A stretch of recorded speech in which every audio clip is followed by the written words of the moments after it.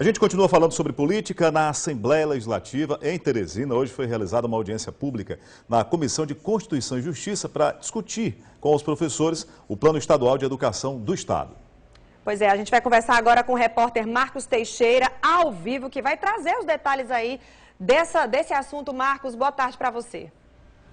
Olá, Aline, uma boa tarde a todos. Manhã movimentada aqui na Assembleia Legislativa, principalmente na Comissão de Constituição e Justiça, que começou o dia realizando uma audiência pública para discutir o Plano Estadual de Educação.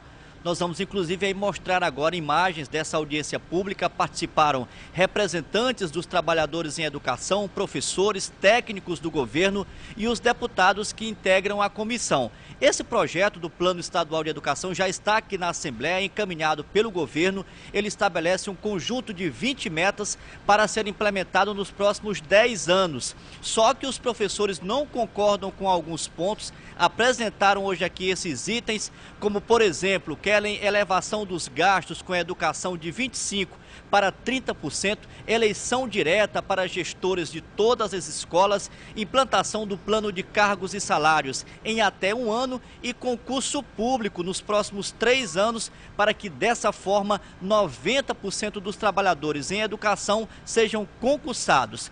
Como não houve acordo com o governo a partir dessas propostas feitas pelos trabalhadores em educação, a Comissão de Constituição e Justiça acabou adiando essa votação do plano estadual, ficou para a próxima semana com uma nova reunião. Agora, Marcelo e Aline, outros 2 projetos foram aprovados com tranquilidade pela Comissão de Constituição e Justiça. O primeiro deles estabelece a regularização fundiária, ou seja, facilita essa regularização, principalmente na região dos Cerrados, onde hoje há muitos conflitos e divergências com relação à posse de terras. O outro projeto, também aprovado pela CCJ, possibilita ao governo a concessão de créditos a partir dos depósitos judiciais. O governo vai ficar com 70% hoje desse valor, algo em torno de 40 milhões de reais. Vamos ver o que disse o presidente da comissão, Robert Rios. Do montante hoje que existe no depósito judicial, o governo pode levantar até 70%.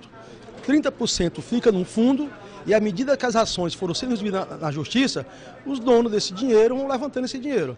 Mas o governo pode levantar até 70% desse fundo, que vai ser aplicado em previdência, nas PPPs, certo? E em outras coisas do governo. Agora, isso é importante para o governo, porque esse dinheiro realmente estava parado. Tem depósito aí que tem mais de 50 anos parado, mas é preciso também que o governo também faça a sua parte, é preciso que o governador também economize. O próprio governo federal está começando a entender que precisa diminuir o ministério, precisa diminuir cargos públicos, e também o governo do Piauí tem que fazer dever de casa, tem que diminuir o tamanho do Estado. O senhor insiste então na redução do tamanho da máquina? Nesse momento, essa solução resolve. No outro momento, não tem mais outra mágica igual a essa. Em momentos de crise, é sem dúvida um alívio para o governo, tendo em vista já o pagamento do 13º salário do servidor. O secretário de governo, Merlong Solano, esteve aqui acompanhando a votação e também se pronunciou sobre o projeto. A presidente Dilma teve a compreensão e a coragem de aprovar uma lei federal, sancionar, que permite, mediante certas condições, a utilização desses recursos. E é isso que nós estamos fazendo. Mandamos para a Assembleia uma proposta que permite utilizar uma parte desses recursos, onde estão consagradas as formas de devolução desse dinheiro mais tarde, de sorte que um dinheiro que está hoje estéril, sem produzir efeitos para a sociedade, vai poder ser usado, por exemplo, para rodar os precatórios, para cobrir parte do déficit da Previdência, e ao fazer isso libera recursos do Estado, recursos próprios para investimento em áreas importantes, como inclusive a educação. O projeto segue agora para votação em plenário e deve ser aprovado. Com isso, pelos cálculos do governo, serão aí algo em torno de 40 milhões de reais que já entram nos cofres públicos. Marcelo, Aline.